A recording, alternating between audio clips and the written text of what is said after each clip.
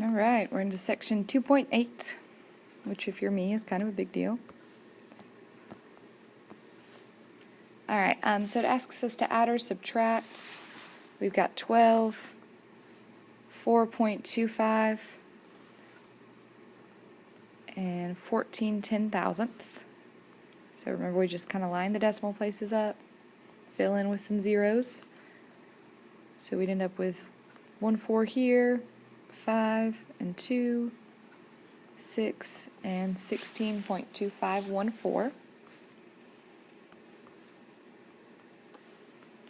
Number 2, we've got 18 minus 4.56.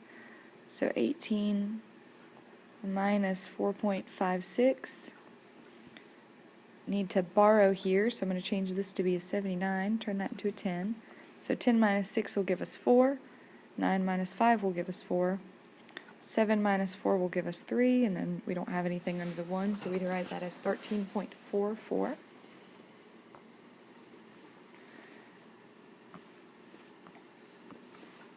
Number 3, we've got negative 12.7, and then we've got minus negative 5.3, so remember when we subtract a negative, we really turn it into addition.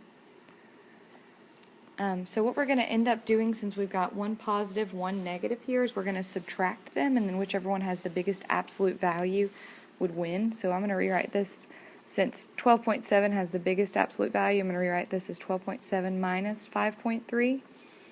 So 7 minus 3 is 4. We need to borrow here. And so 12 minus 5 would give me 7. And then since 12.7 was negative to start with, we'd write this as negative 7.4. For number 4, it asks us to use front-end rounding to estimate, and it gives us 387.99 minus 43.77. So front-end rounding, remember you round all the way up to the very first number that you see. So for this one, we want to round all the way up to this very first number, all the way up to this one. So if you look at the second digit here, it's an 8, which would tell us to round up, so we'd round this all the way up to be 400. Look at the second digit here, it's a 3, so that wouldn't tell us to round up. So we do 400 minus 40, which would be 360. And then for number 5, it asks us to estimate we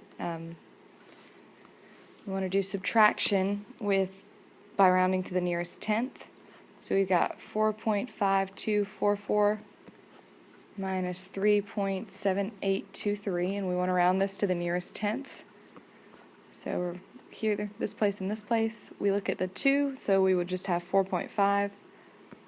We look at an 8, which means we would round up to be 3.9. Got a positive, taking away a negative.